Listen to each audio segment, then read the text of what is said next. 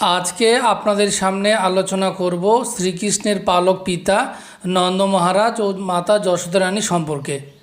তাই পিতা নন্দ মহারাজ ও মাতা যশোদা রানী সম্পর্কে জানতে হলে ভিডিওটি প্রথম থেকে শেষ পর্যন্ত দেখুন। চলুন শুরু করা যাক। নন্দ মহারাজ ও মাতা যশোদা রানী সম্পর্কে জেনে নেওয়ার পূর্বে জেনে নেওয়া যাক তারা পূর্বলীলায় কে ছিলেন, তারা কি করে শ্রীকৃষ্ণের পালক পিতামাতা হলেন। সেই সময়টা ছিল সত্যযুগ। সত্যযুগে মানুষ 1,00,000 বছর বাঁচত, আর এই 1,00,000 বছরের মধ্যে 10,000 বছর দ্রোণ আর ধরা স্বামী স্ত্রী মিলে কঠোর তপস্যা করেছিলেন গন্ধমাদন পর্বতে ব্রহ্মপুত্র উদ্যান ঋষি আশ্রমের কাছে সুপ্রভাত নদীর তীরে। তপস্যা করার সময় তারা শুধুমাত্র এক বিশেষ প্রক্রিয়ায় প্রাণায়ামের মাধ্যমে বায়ু সেবন করে বেঁচেছিলেন। তারা তপস্যায় নারায়ণকে দর্শন পেতে চান, আর নারায়ণের মতো পুত্র সন্তান চান তারা। তবুও তপস্বিনী শ্রী নারায়ণকে দর্শন করতে পারেননি। বহু কঠোর তপস্যা করার পর যখন নারায়ণকে দর্শন পেলেন না, তখন তারা বৈরাগ্যবশতেও অগ্নিকুণ্ড প্রস্তুত করলেন এবং সেই অগ্নিকুণ্ডে প্রবেশ করার জন্য উপস্থিত হলেন। তাদের এইভাবে প্রাণ বিসর্জন দিতে দেখে এক দৈববাণী হলো, তোমাদের বহু জন্ম পর্যন্ত সন্তানের কোনো সুখ নেই, আর তোমরা যে আমার মতো সন্তান চাইছো সেটা কি করে সম্ভব? আমার মতো জগতে কেউ নেই। তবে দাপর যুগে আমার পূর্ণ অবতার শ্রীকৃষ্ণ রূপে তোমার গর্ভে জন্ম না নিলেও তোমাদের পালক সন্তান রূপে তোমাদের কাছ থেকে বাল্যলীলা করব। তখন তোমরা আমাকে সন্তান রূপে পাবে। তোমরা পৃথিবীতে গোকুলে শ্রীহরিকে পুত্ররূপে দর্শন করতে পারবে। হে বসু শ্রেষ্ঠ দ্রোণ, যোগীরা যা বহু যুগ যুগ ধ্যান করে যা অর্জন করতে পারেননি, ব্রহ্মা শিব প্রমুখ দেবতাগণ যার পদপদ্মে বন্দনা করেন, বৃদ্ধান ব্যক্তিরা যার চরণ কমল স্মরণ করেন, সেই পরম শ্রীহরিকে পুত্ররূপে তোমাদের দর্শন হবে। সেই বাণী শুনে ধরা দ্রোণ আনন্দিত মনে আপন ভবনে গমন করলেন। শ্রীনারায়ণ এক সময় দেবঋষি নারদকে নন্দ মহারাজ ও মাতা যশোদা রানী সম্পর্কে বলেছিলেন, যা ব্রহ্মবৈবর্ত পুরাণে উল্লেখ রয়েছে। নন্দ মহারাজ বসুগণের মধ্যে শ্রেষ্ঠ ছিলেন। তার নাম ছিল দ্রোণ। তিনি মহান তপস্বিনী ছিলেন। তার পত্নীর নাম ছিল ধরা। সেই তপস্বিনী ধরাই হলেন মাতা যশোদা রানী। ধরা সতীর কাহিনী। একদিন শ্রী বিষ্ণু ও নারদ দুজনে মিলে এই ধরাধামে এসেছিলেন ধরা সতীকে পরীক্ষা করার জন্য। তারা এসেছিলেন দ্বাদশী তিথিতে, একাদশী তারপর দ্বাদশী। দুজনেই ব্রাহ্মণ সেজে ধরা সতীর পর্ণ কুটিরে উপস্থিত হয়েছেন। তারা দুজনে এসে বলছেন, মায়ের জয় হোক। তারা কুঠিরে প্রবেশ করার পর বলছেন, আজ আপনার বাড়িতে সেবা গ্রহণ করতাম। কাল থেকে আমরা দুজনেই একাদশী রয়েছি। অনেক দূর থেকে হাঁটছি। হাঁটতে হাঁটতে আমরা ক্লান্ত, ক্ষুধার্ত, তৃষ্ণার্ত। আমরা এখানে একাদশী পালন করতে চাই। আপনি যদি মা আমাদের সেবা করাতেন তাহলে আমরা একাদশী পালন করতে পারি। শুনে ধরাসতী বললেন, ঠিক আছে, খুব ভালো, এ তো আমাদের পরম সৌভাগ্য। তখন ধরাসতীর স্বামী দ্রোণ ভিক্ষা করতে গেছেন। তিনি প্রত্যেক দিন 3 বাড়িতে ভিক্ষে করেন।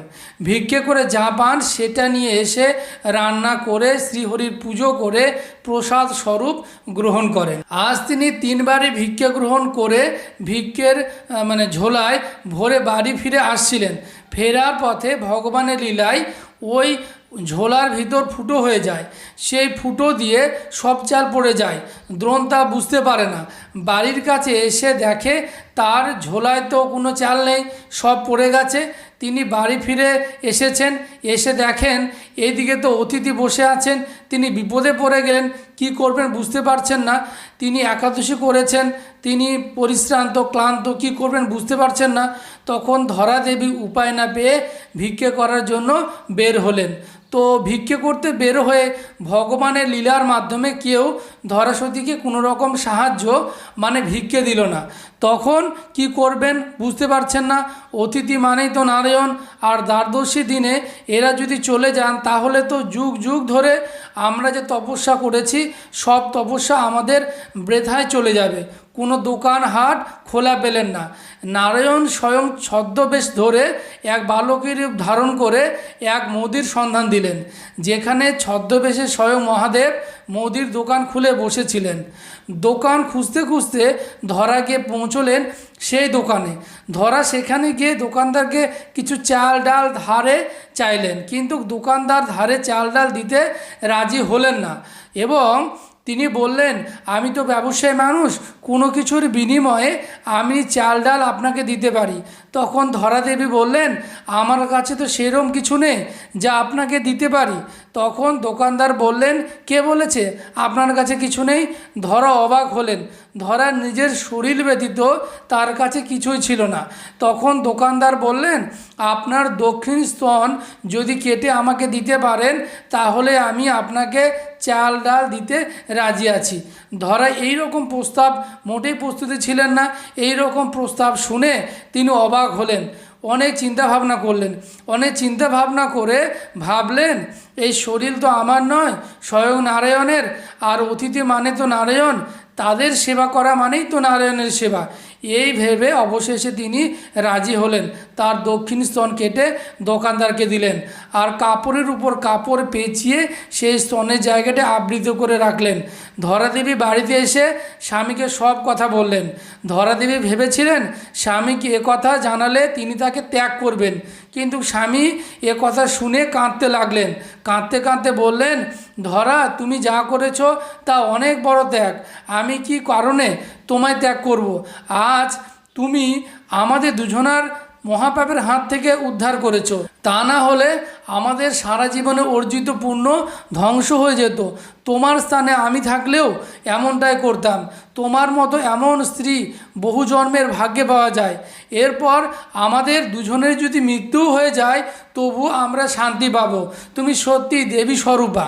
এই সব আলোচনা করতে করতে ধরা দেবী অতিথিদের সেবার জন্য চাল ডাল দিয়ে রান্না প্রস্তুত করে দিলেন। অতিথিদেরকে ভোজনের জন্য আসন দিলেন, তারপর সেবা শুরু করলেন। হঠাৎ শ্রীনারায়ণের থালার অন্নের মধ্যে এক ফোঁটা রক্ত দেখতে পেলেন। তখন ধরাদেবীর কাছে ছদ্মবেশী নারায়ণ এই রক্ত কিভাবে এসেছে জানতে চান, আর এর কারণ না বললে তারা সেবা গ্রহণ করবেন না। ধরাদেবী ও দ্রোণ দুজনেই হাত জোর করে সেবা গ্রহণ করার জন্য অনুরোধ করলেন, কিন্তু নারায়ণ সেবা গ্রহণ করার জন্য কিছুতেই রাজি হলেন না। তিনি তার কারণ জানতে চান। তখন ধরাদেবী উপায় না পেয়ে সমস্ত ঘটনা খুলে বললেন। শ্রীনারায়ণ ধরাদেবীর কথা শুনে নয়নে জল ধরে রাখতে পারলেন না, তিনিও কান্না করতে লাগলেন। তখন তিনি তার স্বরূপ দ্রোণ আর ধরাদেবীকে দর্শন দিলেন এবং দর্শন দিয়ে বললেন, তোমরা দাপর যুগে স্বামী স্ত্রী রূপে গোকুল নামক স্থানে অবস্থান করবে। সেখানে আমার পূর্ণ অবতার শ্রীকৃষ্ণ রূপে আবির্ভূত হব। সেই সময় তোমরা আমাকে পালক পুত্র রূপে তোমাদের কাছে পাবে। তিনি এই প্রতিশ্রুতি দিলেন যে জন্মান্তরে তার স্তন সন্তান হিসেবে পান করতে চান। তাই ভক্তের অধীন ভগবান দাপর যুগে জন্ম নিলেন দেবকীর গর্ভে শ্রীকৃষ্ণ রূপে, কিন্তু দুধ পান করলেন মাতা যশোদার মানে ধরা দেবীর। এই হলো দ্রোণ আর ধরাসতীর অর্থাৎ নন্দ মহারাজ ও মাতা যশোদার পূর্বলীলার কাহিনী। এরপর আমরা নন্দ মহারাজ ও যশোদা মাতার জীবনী জানতে জানতে পুরো বৃন্দাবন, মথুরা, বারসানা সহ গোকুল, নন্দগাঁও দর্শন করব। নন্দ মহারাজের জীবনী জানার পূর্বে তার বংশ পরিচয় হালকা করে জেনে নেওয়া যাক। ব্রহ্মপুত্র অদ্রিমণি, এই অদ্রিমণির পুত্র সোম, আর সোমের পুত্র বাচন্দ্র, আর বাচন্দ্রের পুত্র হলো বুধ, আর বুধের পুত্র হলো নহুষ, আর তাদেরই বংশ পরম্পরায় আসছে যজাতি, আর যজাতির পুত্র হলো যদু, আর যদু নামেই হলো এই যদু বংশ। আর এই যদু বংশে এক ধার্মিক রাজা হলেন, তার নাম হলো দেবমীর। আর এই দেবমীরের দুটো বিবাহ করেছিলেন, একটি ক্ষত্রিয় মেয়েকে আর একটি বৈশ্য মেয়েকে। এই ক্ষত্রিয় মেয়ের সন্তান সুরসেন এক প্রবল প্রতাপশালী রাজা হন, আর বৈশ্য মেয়ের বিয়ে করে পার্জন্য নামক এক পুত্র সন্তান লাভ করেছিলেন। শূরসেনের 10টি পুত্র হয়েছিল আর 5টি কন্যা হয়েছিল। বড় পুত্রের নাম ছিল বসুদেব আর বড় মেয়ের নাম ছিল কুন্তী। আর পার্জন্য থেকে 5 পুত্রের জন্ম হয়, যথা উপানন্দ, বিনন্দ, নন্দ, সুনন্দ আর নন্দন। এই 5 ভাইয়ের মধ্যে বড় ভাই কিছুদিনের জন্য রাজ্য শাসন করেছিলেন। তারপর তিনি নিজেকে অযোগ্য মনে করে তার 3য় নম্বর ভাই নন্দ মহারাজকে রাজত্বভার দিয়ে তিনি ভগবানের আরাধনায় মনোনিবেশ করেন। এই হলো ছোট্ট করে তাদের বংশ পরিচয়। আর এই শূরসেন আমলে মথুরায় যশ খ্যাতি গোটা ভারতবর্ষব্যাপী তার নাম ছড়িয়ে পড়েছিল। আর এই পার্জন্য রাজ্য শাসনভার তাকে খুব একটা ভালো লাগতো না। তাই সে তার ফ্যামিলি নিয়ে গোকুল নামক স্থানে একটি নতুন গ্রাম সৃষ্টি করে গোয়ালবৃত্তি ধারণ করে স্বাধীনভাবে বসবাস করতে লাগলেন। সেই সময় তো শিল্প কারখানা তেমনটা ছিল না, হয় কৃষিকাজ করে, নয়তো জলপথে ব্যবসা বাণিজ্য করে, নয়তো বা পশুচারণ করে, যাই হতো সেটাতেই করে রাজ্য চলতো। তাই ছোট্ট গ্রাম গোকুল সৃষ্টি করে যমুনা তীরবর্তী হওয়ায় সেখানে গোমাতাদের জন্য নরম নরম ঘাস সহজে পাওয়া যেত। নন্দ মহারাজ ও যশোদা মাতার কোনো সন্তান ছিল না। যশোদা মাতার 60 বছর বয়সে কৃষ্ণকে পুত্ররূপে পান।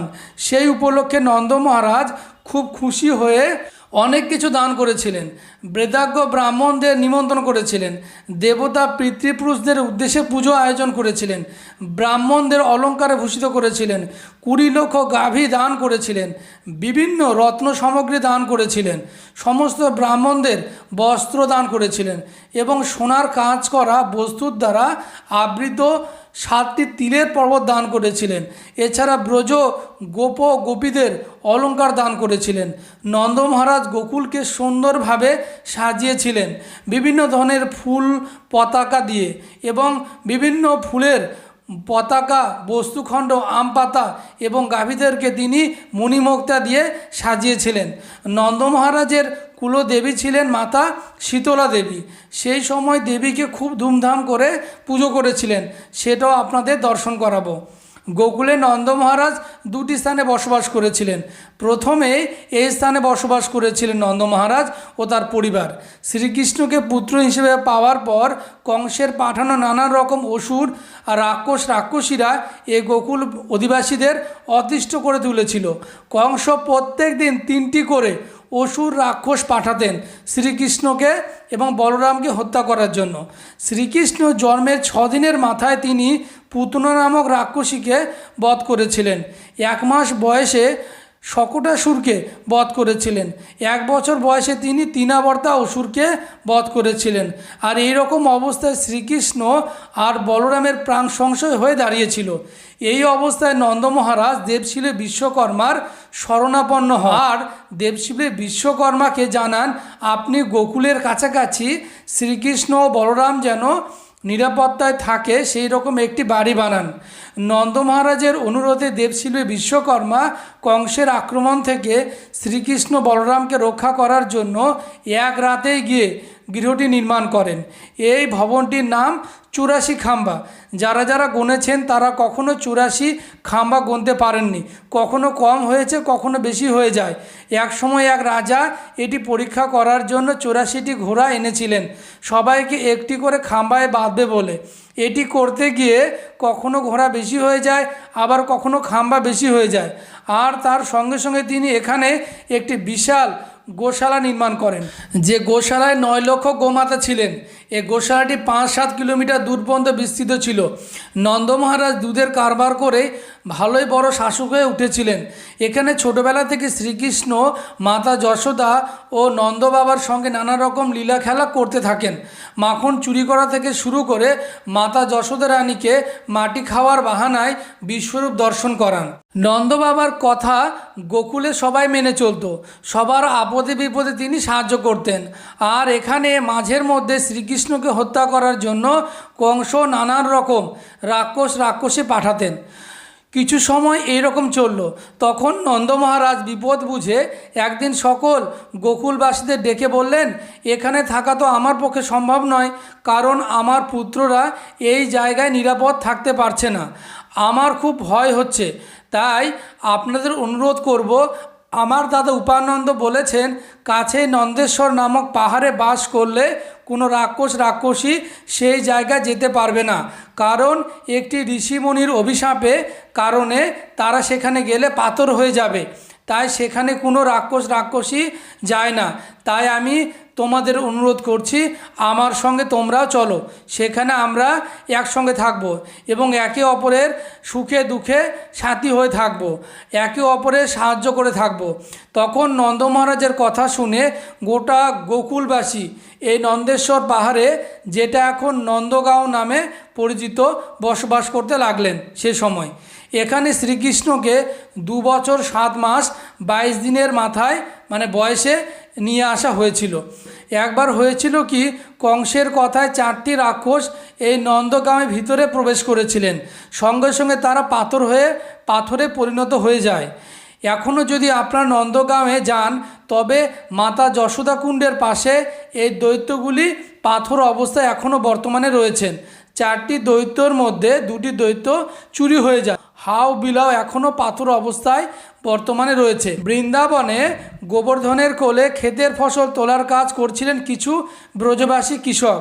তারা ক্ষেতের কাজ করতে করতে শ্রীকৃষ্ণ সম্পর্কে আলোচনা করতে থাকেন। অনেকে অনেক কিছু বলল। তাদের মধ্যে একজন বলল, হে বন্ধুগণ, এই রকম অসাধারণ এক বালক, যার কার্যকলাপ এত বিস্ময়কর, সে বৃন্দাবনে আমাদের সঙ্গে আছে, এটা কিভাবে সম্ভব হলো? এটা ভাবতে গায়ে কাঁটা দিয়ে ওঠে যে আমার। এটা সত্যি অসম্ভব। তোমরা একটু চিন্তা ভাবনা করে দেখো, তার বয়স এখন মাত্র 7 বছর। এই বয়সে সে গিরিরাজ গোবর্ধনকে তুলে ধরল, ঠিক যেমন একটি ঐরাবত একটি পদ্মফুলকে তুলে ধরে। একটা হাতির পদ্মফুল তুলে ধরার যেমন তুচ্ছ ব্যাপার, ঠিক সেই রকমইভাবে শ্রীকৃষ্ণ গিরিরাজ গোবর্ধনকে তুলে ধরলেন। এটা কি ভাবা যায়? এটা কি সাধারণ মানুষের পক্ষে সম্ভব? তিনি যখন একটি ছোট শিশু, যখন তার চোখ ভালো করে ফোটেনি, সেই সময় পুতনা রাক্ষসীকে হত্যা করেছিলেন। তার স্তন্যপান করে তিনি তার প্রাণবায়ু চুষে নিয়েছিলেন। যেভাবে মহাকাল জীবের শরীর থেকে জীবন আকর্ষণ করে, ঠিক সেইভাবে শ্রীকৃষ্ণ মহাবলী পুতনা রাক্ষসীকে স্তনপান করে প্রাণ সংহার করেছিলেন। তার বয়স যখন মাত্র 3 মাস, তখন একটি শকটের নিচে ঘুম পাড়িয়ে রাখা হয়েছিল। ক্ষুধার্ত হয়ে শ্রীকৃষ্ণ কাঁদতে কাঁদতে তার হাত পা ছুঁড়তে লাগলেন, আর তার পায়ের আঘাতে বাসনপত্র দিয়ে ভর্তি সেই শকটটি তৎক্ষণাৎ ভেঙে গিয়েছিল। যখন তার বয়স মাত্র 1 বছর, তখন ঘূর্ণিঝড়ের রূপে তৃণাবতা অসুর তাকে অপহরণ করে নিয়ে যায়। এবং যদিও তাকে আকাশে অনেক উঁচুতে নিয়ে গিয়েছিল, কিন্তু শ্রীকৃষ্ণ তার গলা টিপে শ্বাসরোধ করে তাকে ফেলেছিলেন, এবং তার ফলে সে অসুরটি প্রচণ্ড বেগে ভূপতিত হলো এবং তৎক্ষণাৎ তার প্রাণবায়ু বেরিয়ে যায়। আর একবার ননি চুরি করার অপরাধে তার মাতা তাকে একটি উদুখলের সঙ্গে বেঁধে রেখেছিলেন, কিন্তু শ্রীকৃষ্ণ তার কোমরের সঙ্গে দড়ি দিয়ে বাঁধা উদুখলটি টানতে টানতে 2টি অর্জুন বৃক্ষের মাঝখানে আটকে যায়। তখন সেই দড়িতে টান দিতে দিতে বিরাট অর্জুন গাছ দুটি একটি বিকট আওয়াজ উৎপন্ন হয়ে মাটিতে পড়ে যায়। আরেকবার শ্রীকৃষ্ণ তার সখাদের সঙ্গে যমুনা তীরবর্তী স্থানে গোচারণ করছিলেন। সেই সময় কেশী নামক রাক্ষস ঘোড়ারূপ ধারণ করে শ্রীকৃষ্ণকে হত্যা করতে এলে শ্রীকৃষ্ণ তাকেও বধ করেছিলেন। আরেকবার মনে আছে, শ্রীকৃষ্ণ তার জ্যেষ্ঠ ভ্রাতা বলরামের সঙ্গে বনে গোবাছুদের সঙ্গে নিয়ে বিচরণ করছিলেন। তখন তাদের হত্যা করার জন্য বকাসুর নামক এক প্রবল প্রতাপশালী অসুর এখানে উপস্থিত হন, কিন্তু শ্রীকৃষ্ণ তার মুখ থেকে শুরু করে আরম্ভ করে সমস্ত শরীর বিদীর্ণ করে দিয়েছিলেন। তারপর একদিন শ্রীকৃষ্ণ গোচারণের সময় বনের মধ্যে গোটা বনে দাবানল ছড়িয়ে পড়েছিল। ছড়িয়ে পড়লে শ্রীকৃষ্ণ খুব সহজেই নিজের মুখের মধ্যে সেই দাবানল গ্রহণ করেন, ফলে সখা গাভীদের এভাবে রক্ষা করেছিলেন। মনে আছে, সেইবার কালিয়া নামক এক ভয়ঙ্কর বিষধর সর্পের মাথায় উঠে নৃত্য করেছিলেন এবং তাকে দমন করেন এবং যমুনা নদী থেকে তাকে নির্বাসন করে যমুনা নদীকে বিষমুক্ত করেছিলেন। এবং শ্রীকৃষ্ণর এইসব লীলার ঘটনাগুলি ব্রজধামের গণ্ডি বেরিয়ে আশেপাশের রাজত্ব ছড়িয়ে পড়েছিল এবং খুব অল্প সময়ের মধ্যে লোমহর্ষক হয়ে উঠেছিল। সেই লীলার কথা শুনে একদা নন্দ মহারাজের এক বন্ধু বললেন, প্রিয় নন্দ, আমরা জানি না তোমার পুত্র শ্রীকৃষ্ণের প্রতি আমরা একটা টান অনুভব করি, গভীর আকর্ষণ অনুভব করি। আমরা তাকে ভুলে যেতে চাই, কিন্তু সম্ভব হয় না। কেন আমরা এরকম তার প্রতি আকর্ষণ অনুভব করি? কেন আমরা তার প্রতি আকর্ষণ হই? একবার ভেবে দেখো কি আশ্চর্য! তার বয়স এখন মাত্র 7 বছর। সে অনায়াসে বিরাট গোবর্ধন পর্বত কনিষ্ঠ আঙ্গুল দিয়ে তুলে ধরল। হে নন্দ মহারাজ, এখন আমাদের সন্দেহ হচ্ছে তোমার পুত্র শ্রীকৃষ্ণ নিশ্চয়ই কোনো দেবতা হবেন। তিনি কোনো সাধারণ নর নন, হয়তোবা তিনি স্বয়ং পরমেশ্বর ভগবান। এইভাবে বৃন্দাবনে গোপেদের মুখে শ্রীকৃষ্ণের প্রশংসা শুনে নন্দ মহারাজ বললেন, বন্ধুগণ, তোমাদের এই প্রশ্নের উত্তরে আমি কেবল গর্গমুনি যা বলেছিলেন তা বলতে পারি, যাতে তোমাদের সন্দেহের নিরসন হয়। গর্গমুনি যখন শ্রীকৃষ্ণের নামকরণ করতে এসেছিলেন, তখন তিনি বললেন যে এ বালক বিভিন্ন যুগে বিভিন্ন বর্ণের রূপ ধারণ করে আবির্ভূত হন এবং এখন তিনি বৃন্দাবনে কৃষ্ণবর্ণ নিয়ে আবির্ভূত হয়েছেন, তাই তার নাম শ্রীকৃষ্ণ। এছাড়া তিনি বলেছিলেন যে এই বালকের গুণ ও কর্ম অনুসারে বহু নাম ও রূপ আছে। গর্গ আচার্য আমাকে আশ্বাস দিয়ে বলেছিলেন যে এই বালক আমাদের বংশে সর্বোত্তম মঙ্গল সাধন করবে এবং বৃন্দাবনে মানুষদের এবং গাভীদের দিব্য আনন্দ প্রদান করবেন। যদি আমরা নানান রকম বিপদের সম্মুখীন হব, তবুও এই বালকের কৃপায় আমরা অনায়াসে সেই বিপদ থেকে মুক্তি পাব। গর্গমুনি আরও বলেছিলেন যে পূর্বে শিশু অধর্মের প্রভাব থেকে জগৎকে রক্ষা করবে এবং সাধুদের দুষ্কৃতীদের হাত থেকে রক্ষা করবে। এছাড়া তিনি বলেছিলেন যে সৌভাগ্যবান মানুষের এই শিশুর প্রতি অনুরক্ত হবেন। তিনি কখনো তার শত্রুদের দ্বারা পরাভূত হবেন না এবং কখনোই তার বিনাশ হবে না।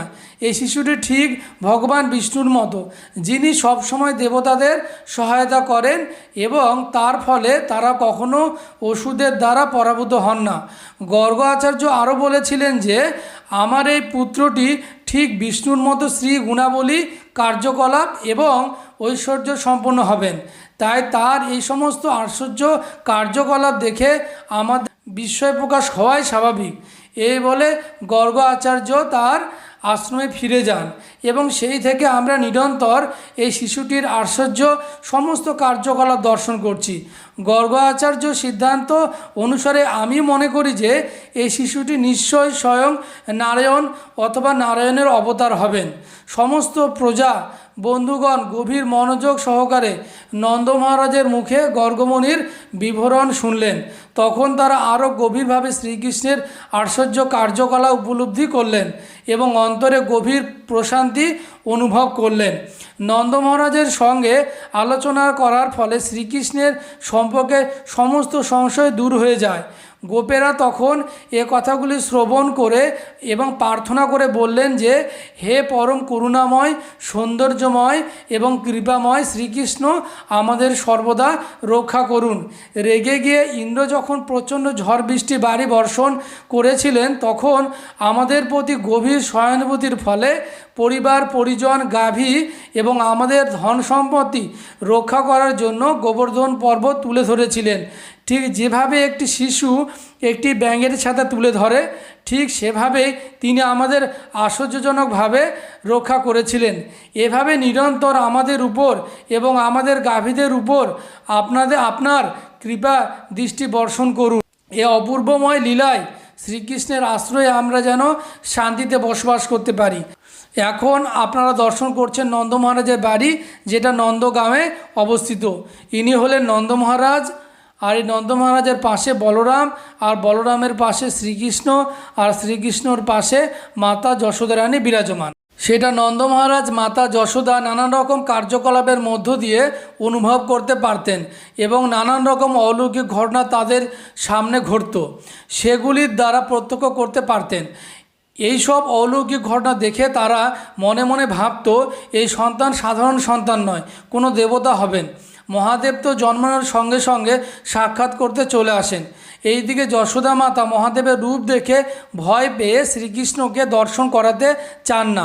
মহাদেবের ছদ্মবেশী রূপ দেখে বালগোপাল গোপাল শ্রীকৃষ্ণ ভয় পেয়ে যাবেন এই ভেবে তখন মহাদেব 3 দিন 3 রাত্রি সেখানে অবস্থান করেন। পরে বাধ্য হয়ে যশোদা মাতা শ্রীকৃষ্ণকে যোগী বাবা রূপী মহাদেবের কাছে নিয়ে আসেন। নন্দগাঁওয়ে একই অবস্থা হয়েছিল, সেখানেও মহাদেব এসেছিলেন, কিন্তু মাতা যশোদা তার সন্তানকে দেখাতে চাননি। তখন শ্রীকৃষ্ণ সব সময় কান্না করতে থাকেন। তখন ওই যোগী বাবারূপী মহাদেব এসে উপস্থিত হলে শ্রীকৃষ্ণ হাসতে থাকেন। এরকম নানা লীলা শ্রীকৃষ্ণ ছোটোবেলায় করেছেন, যে লীলা মাতা যশোদা রানী ও নন্দ মহারাজ প্রত্যক্ষ করেছিলেন। সে সময় নন্দগ্রামে নন্দ মহারাজের 16 লক্ষ গোমাতা সেবা করতেন। সে গোমাতাদের সেবার জন্য নানা রকম দাস দাসী থাকতো। একা তো এত বড় গোশালা সামলানো যেত না। মাঝে মাঝে শ্রীকৃষ্ণ বলরাম মা বাবার সঙ্গে ওই বিশাল গোশালায় যেতেন এবং গিয়ে নানা রকম দুষ্টুমি করতেন তারা। এই করতে করতে শ্রীকৃষ্ণ বড় হতে লাগলেন। ওইদিকে মথুরায় কংস বুঝতে পারে এত অসুর রাক্ষস পাঠাচ্ছি গোকুলে শ্রীকৃষ্ণকে বধ করার জন্য, তাকে তো বধ করা যাচ্ছে না।